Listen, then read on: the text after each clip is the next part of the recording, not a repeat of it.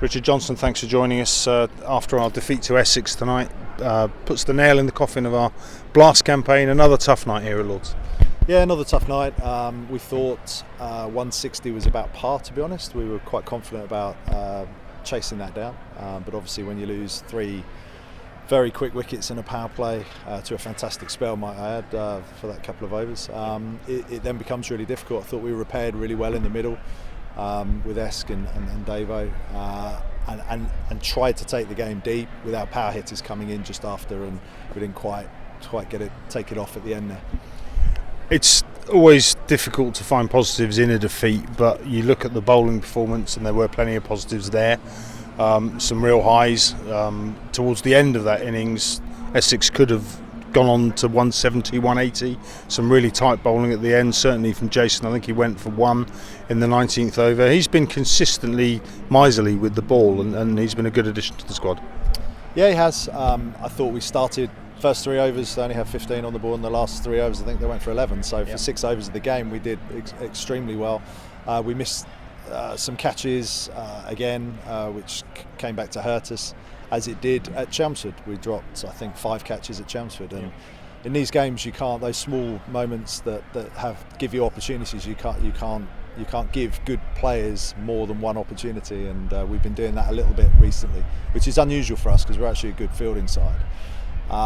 So once you've done that, it's difficult. But obviously, as you said, Dorf bowled beautifully at the end there, and up front, and Greeny came in and bowled brilliantly at the death as well, and has got some great figures. But it is another loss at the end of the day, and that is difficult. The boys are hurting in there, but we'll keep trying the last 2 games, try and get another win, try and get us 5 or 6 wins in the tournament, and see how we go there.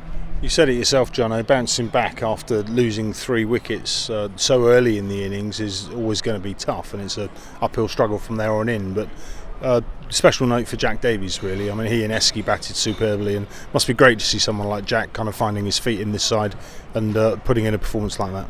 Yeah, he's done it a couple of times now, sort of repairing an innings. I think he's got 3 40s. He looks a real prospect.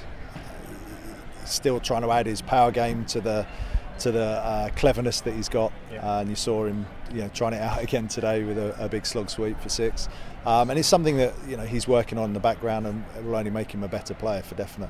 But yeah, as I said, it's still disappointing obviously to lose. No one sets out to lose games of cricket, but the boys are trying their hardest at the moment, and we're just in a bit of a slump around the T20. Yeah, you mentioned morale in the dressing room. The boys are flat now after that defeat. How difficult is it going to be to pick them up for what's a crucial championship game now up at Trent Bridge over the next 4 days? It's a different format. We've got some Red Bull cricketers coming into the squad as well who haven't been a part of this. So I don't think that'll be an issue. We know where we sit in the championship at the moment. We're now going to come up against, as I've said before, the strongest side in the division. They're one of the strongest sides in the country, in my opinion. So it's going to be a tough game, but we have got a good side, and we're in good spirits in that format, and we'll be giving it everything we can at Trent Bridge. 2 more 2020 outings, Jono. Back here next Friday against Somerset, and then obviously Sunday away at Gloucester. I guess you'll be looking for, again, signs of improvement, signs of positives, and just get the boys in those 2 games to play for some pride.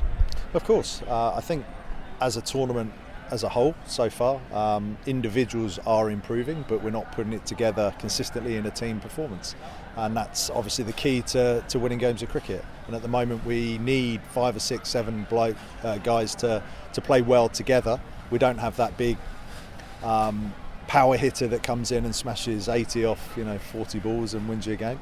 So we're having to do it as a collective, and we're not quite getting that collective together at the moment. We're doing it lots of individual good performances as we talk about, but we need to do it more consistently as a team.